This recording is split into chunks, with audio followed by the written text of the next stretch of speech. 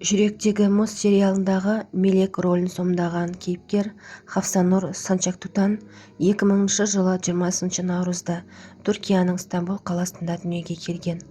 Оның әкесі Ризеден, ал анасы Лаз текті. Түркияға Аджариядан қоныс аударған. Актрисаның ата-анасы шоу-бизнес әлемінен алыс болған. Анасы банкте жұмыс істейді, ал әкесі жеке кәсіпкер. Актрисаның екі әпкесі бар, бірі мұғалім, екіншісі акушер. Хafsanur бала кезінен қызба мінезді, бүлікшіл бала болған. Сондықтан ата-анасы оны каратэға жазуды ұйғарды. Содан ол керемет жетістіктерге жетіп, қара белбеу алған. Ол ұзақ уақыт бойы өзінің өмірін жаттықтыруға немесе авиацияны оқуға арнайтынына сенімді болды. Бірақ орта мектепте бәрі өзгерді. Ол сыныптастарымен бірге шағын пьесалар қойды. Орта мектепте оқып жүргенде-ақ Санчактутан театр қойылымдарында өнер көрсете бастады және бірнеше театр марапаттарын жеңіп алды. Мектепті бітіргеннен кейін Лейла Шириннен актерлік шеберлік бойынша білім алды. Санчактутан өзінің актерлік дебютын 2018 жылы жасады. Ол байлық сериалында шағын рөлге ие болды.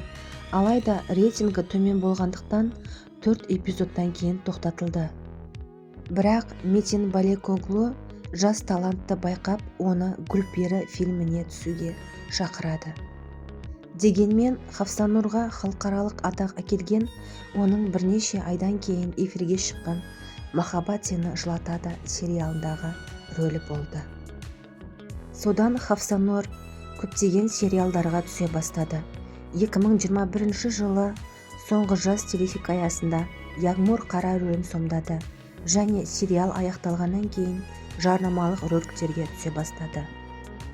2023 жылы ол «Егер сен терең сүйсең» телехикаясындағы Лейла Кегдал рөлін сомдады. 2024 жылы «Қара жүрек» сериалындағы Мелек рөлін сомдады. Ал 2025 жылы ол «Қызғаныш» сериалында Мүкерем қыздың рөлін сомдады. Hafsanur жеке өмірін баспасөзден жасырмайды. 2019 жылы «Махаббат сені жылатады» сериалын түсіріп жатқанда, ол әріптесі Денис Жан Ақташпен жақын араласты. 3 жылдан сәл астам уақытқа созылған олардың романтикасы бейбіт ажырасумен аяқталды. Түрік актрисасы тұрмысқа шығуға асықпайтынын үнемі баса айтады.